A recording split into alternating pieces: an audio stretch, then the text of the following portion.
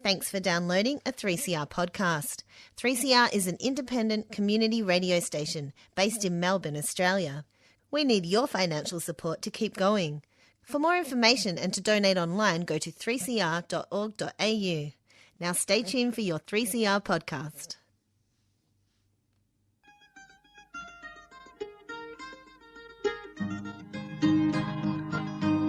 We're putting up new buildings, we're knocking down the old. We're working in the summer heat and in the winter cold.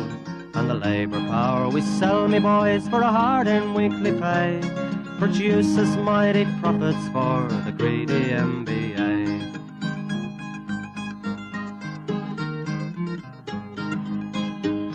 And whether we were born here or born in Italy, in Greece, in Spain or Ireland, in England or Fiji, we all of us are workers, united we must stand, until the wealthy bludgers have been driven from our land.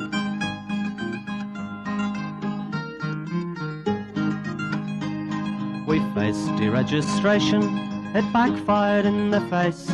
We're not fooled by arbitration, we won't stay in our place.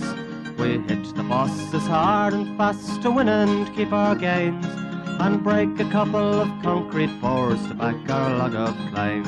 So keep your powder dry and hold your head up high. It's class to class and face to face, our limit is the sky. We've got a fighting history and we never will be cowed. Our builders' labour is a name to make a man feel proud.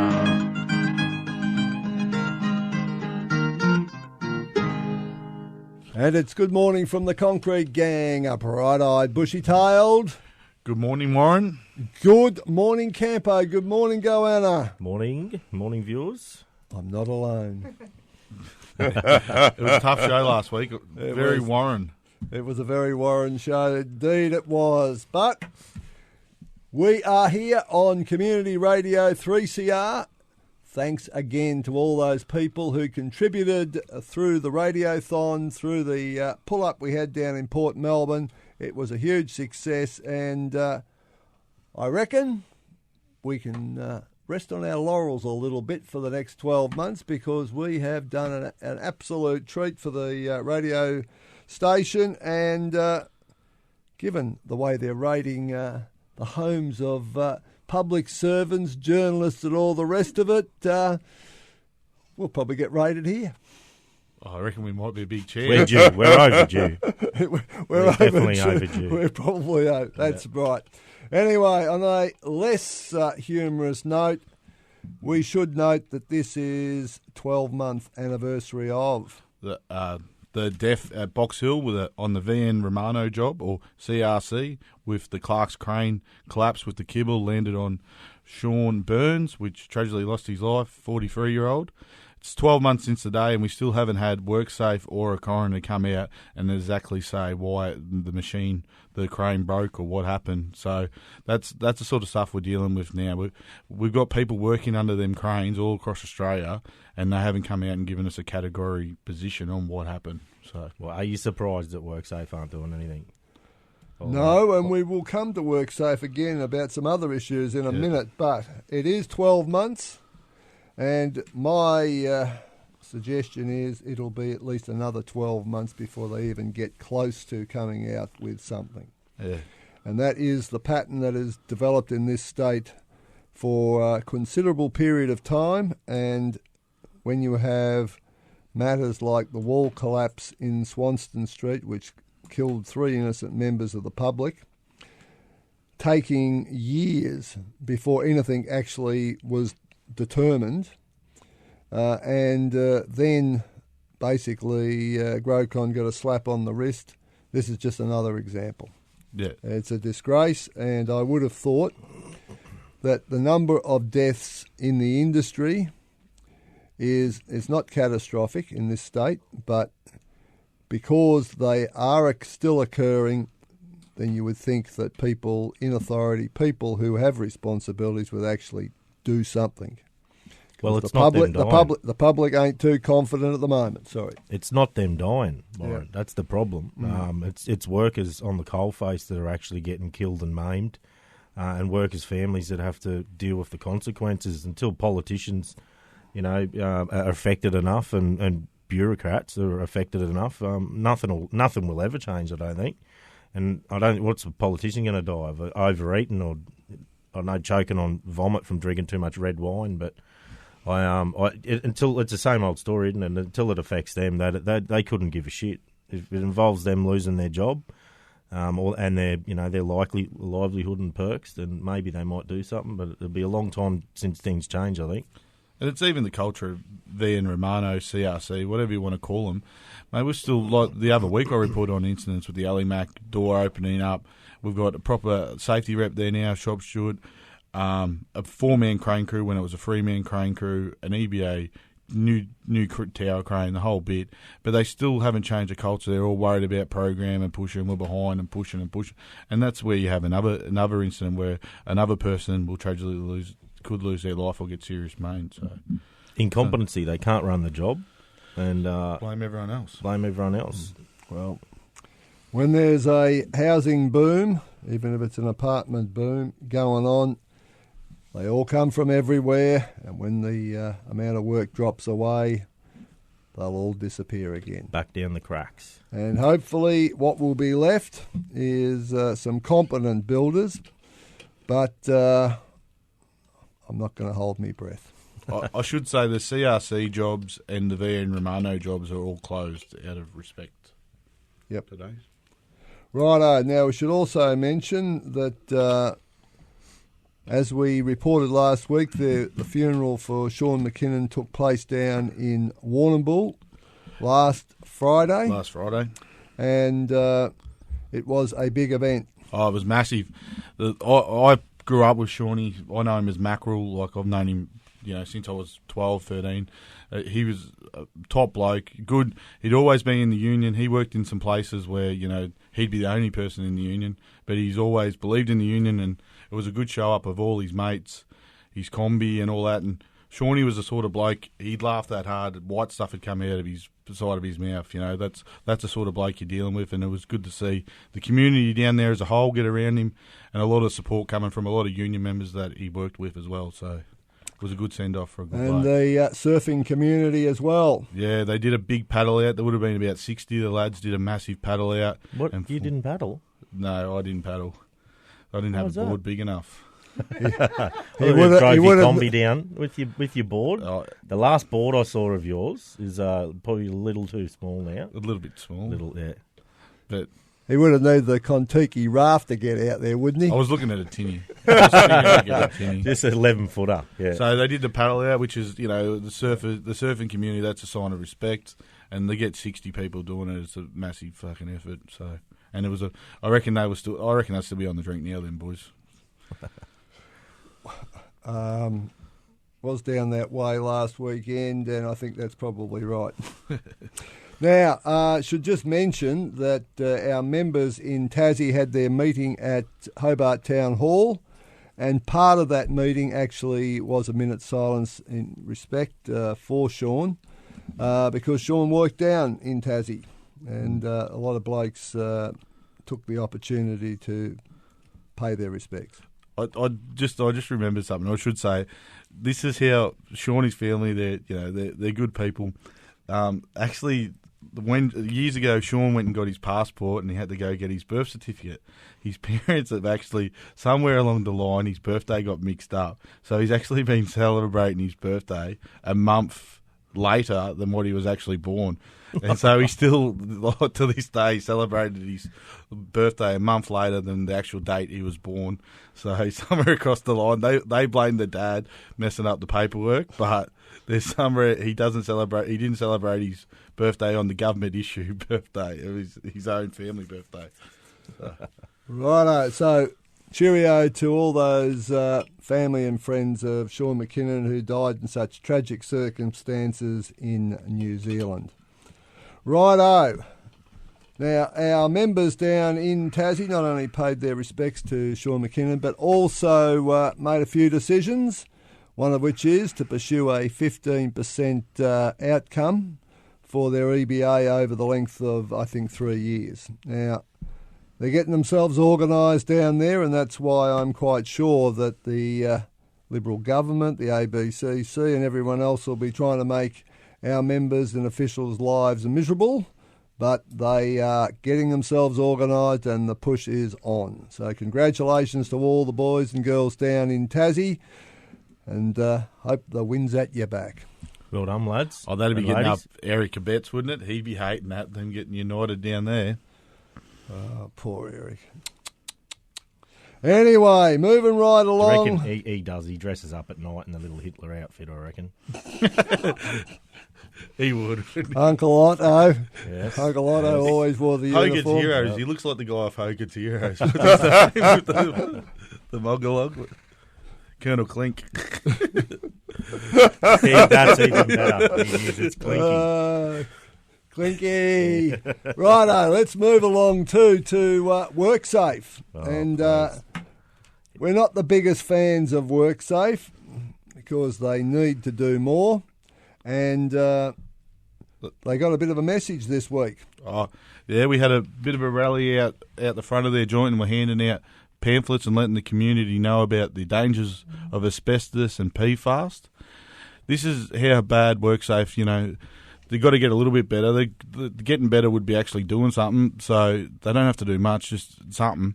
The inspector come out to the Westgate Tunnel and we're going through the issues with PFAS and asbestos. He was actually standing on asbestos, actually at his feet, and the officials pointed it out. That's asbestos. Oh, no, it's not. No, it's not. Well, it is asbestos. That's it. That's how useless they are. Like, honestly, it was asbestos. Everyone quite clearly could see it was asbestos. And, yeah, no issue here. Nothing to see now. Yes, and let's just remind the government, remind the bureaucrats in charge of WorkSafe that they are the regulator. They have responsibilities and they need to be seen to carry out that responsibility.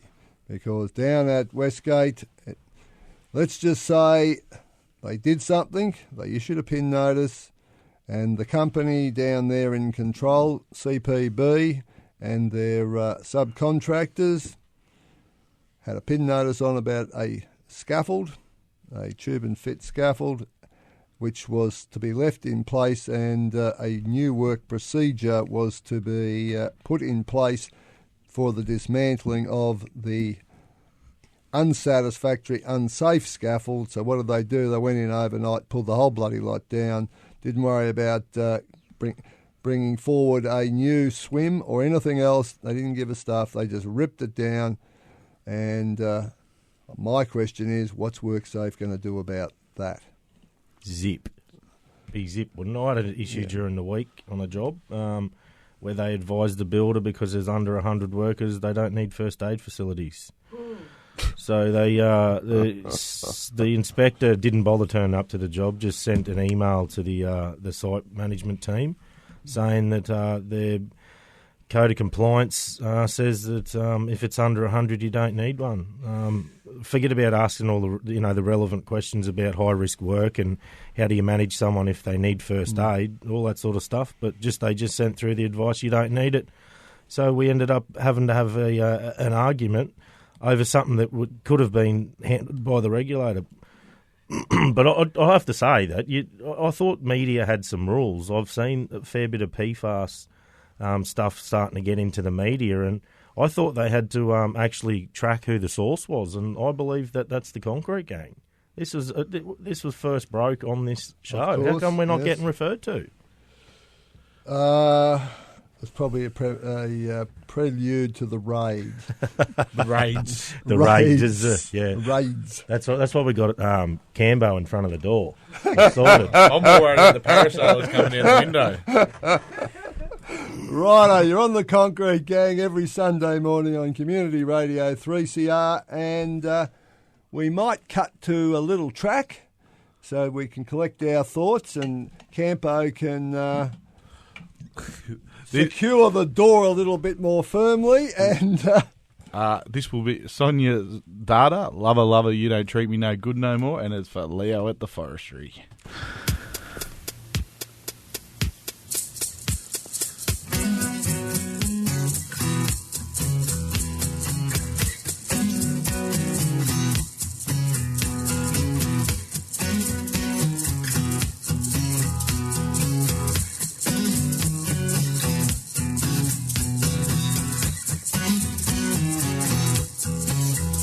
the truth, well, it hurts to say.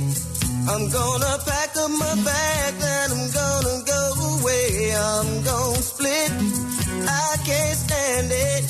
I'm gonna give it up and quit and ain't never coming back.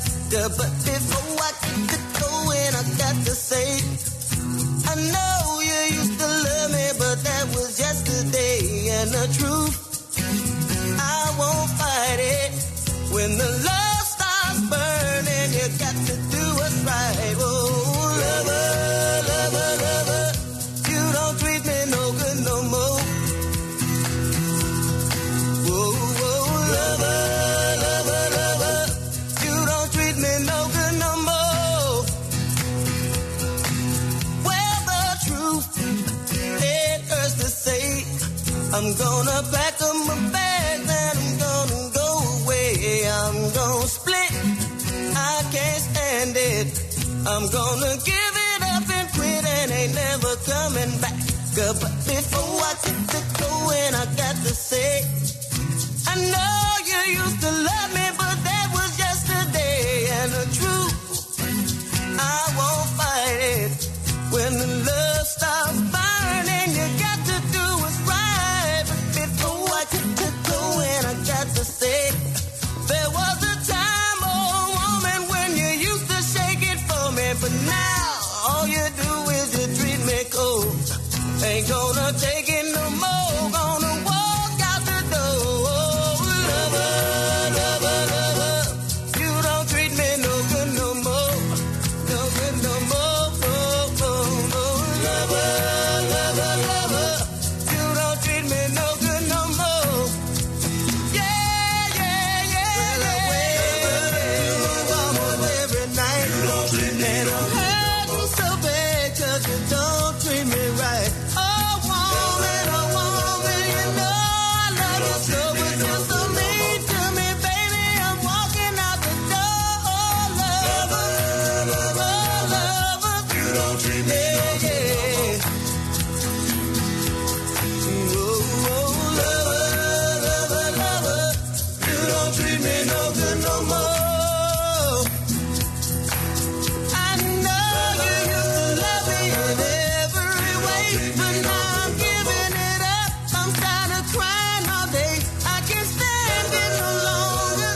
It hurts me to say, but I'm packing up my bags and going far away. Oh, lover, you don't treat me no good no more. Oh, lover, lover, lover, you don't treat me no good no more. No, no, no, no. Lover, lover, lover, you don't treat me no good no more. Treat me good no more. Lover, lover, lover, you don't treat me no good no more. Treat me good no more. Lover, lover, lover, you don't treat me no good no more. Treat me good no more. Lover, lover, lover, you don't treat me no good no more. There you go. Sign your data. Lover, lover. You don't treat me no good no more. Gotta pack me back. Sounds like your life story, but anyway. That is true. I'm not going to debate that. He's only taking life an hour at a time. Righto, we're giving you a very wide range of music on this show, as we always do, and in the next few weeks I might go a little trip down memory lane because I think there's a bit of an anniversary coming up as well. Now, last weekend were the Campo Awards. The great man, after who these awards are named, of course, was the absolute bedrock of this particular show of 3CR. He kept it all going for a very long time, from late 70s right through to till he passed away in 2006. Now, I got to say, his choice in music was not exactly above criticism, but he couldn't stop me and he didn't try, so it did improve for a while.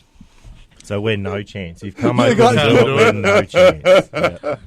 No. The show's fallen on his knees now. Listeners, you couldn't see, but Ralph was actually death staring us while he said that. Now, the Como Awards are an important recognition of activity, industrial and health and safety activity across the union movement.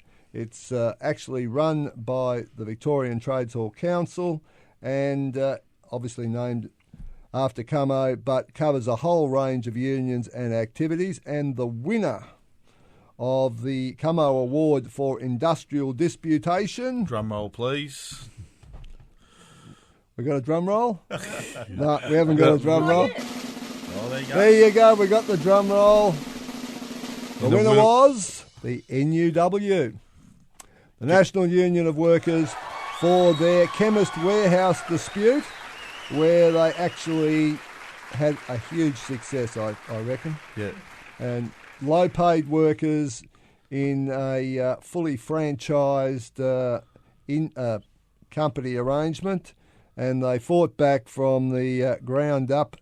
They took picket line action, they did the lot, and I think they're deserving winners. Oh, for sure. And they're one of the few unions that actually take industrial action outside construction, that actually have a go. They better watch themselves. They'll be called extremists, and they'll be the next target.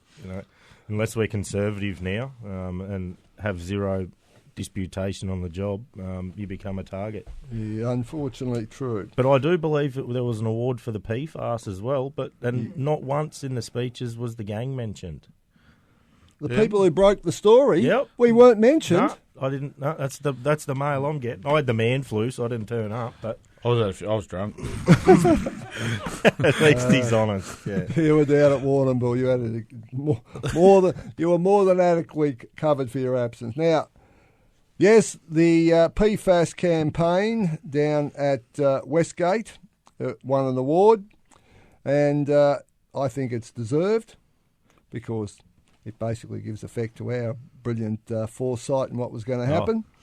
But the boys and girls who have been involved in that campaign to try and get some recognition by WorkSafe, the state government, Transurban and the joint venture at Westgate, and the fact that there is a huge problem which is not only a danger to people working on the job, but people living in close proximity or working in close proximity to the project are in some danger.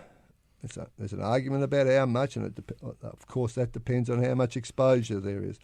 But we've now discovered that not only is there a PFAS problem down there, and that is the product that is produced by the use of chemicals in firefighting, and don't forget Coot Island was the biggest fire Melbourne's ever had, but also there is now an asbestos problem issue identified, as Campo mentioned earlier, even if the WorkSafe inspector couldn't recognise it.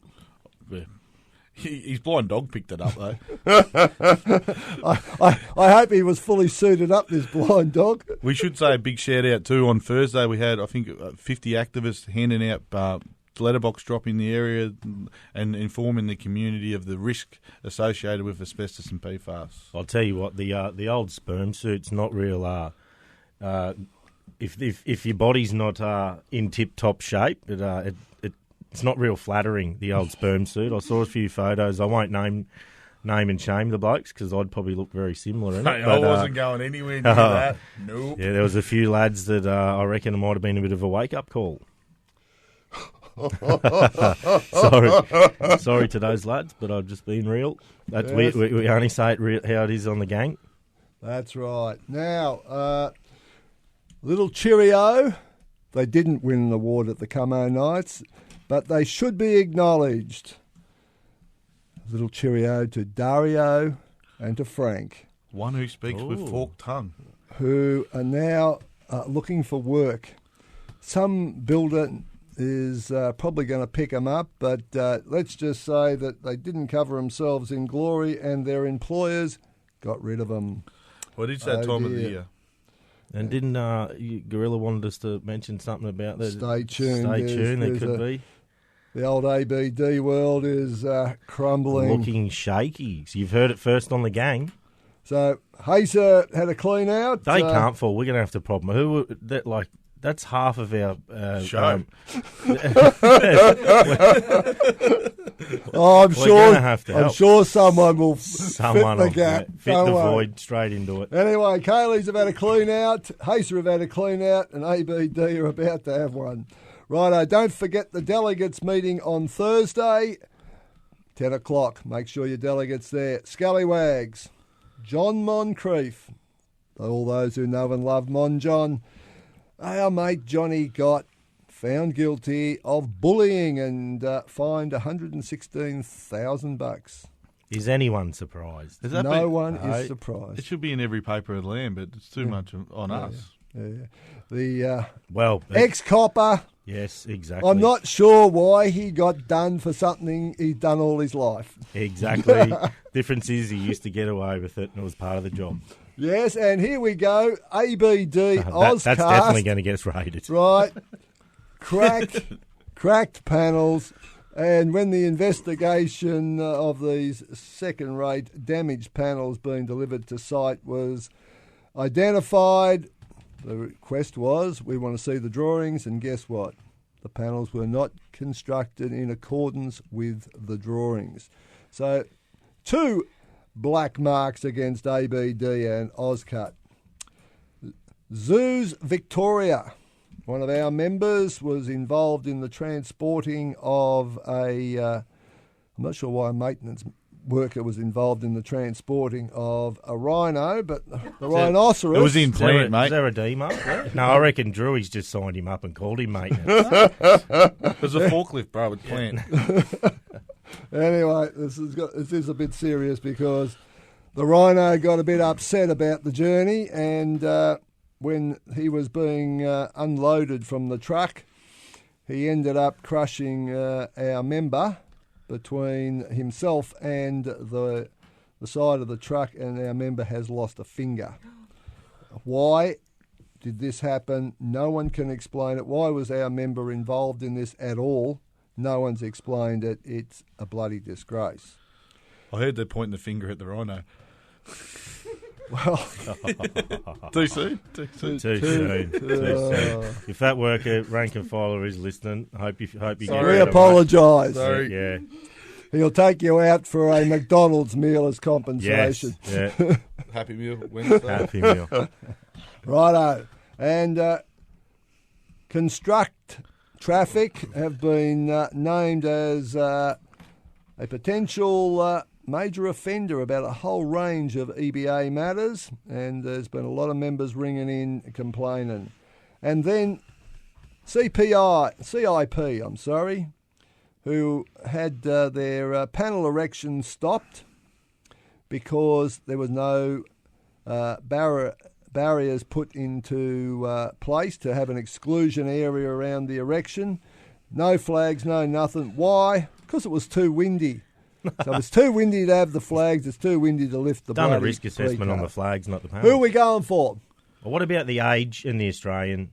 Write and dribble about one of the only, if not the only union and branch of a union that's membership is in record numbers. We're delivering the best EBAs in the country, etc., and they're just printing absolute nonsense.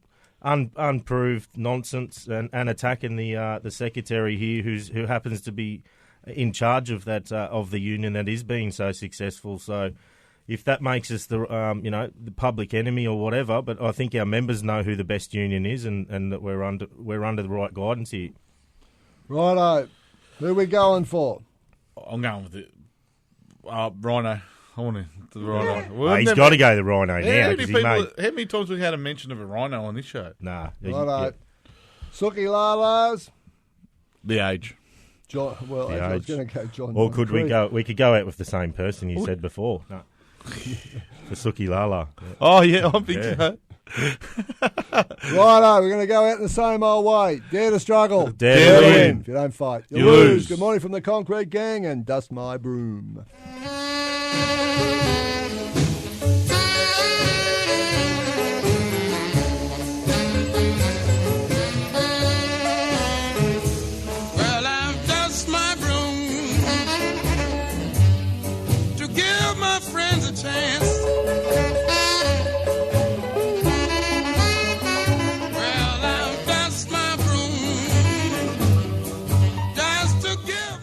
You've been listening to a 3CR podcast produced in the studios of independent community radio station 3CR in Melbourne, Australia. For more information, go to allthews.3cr.org.au.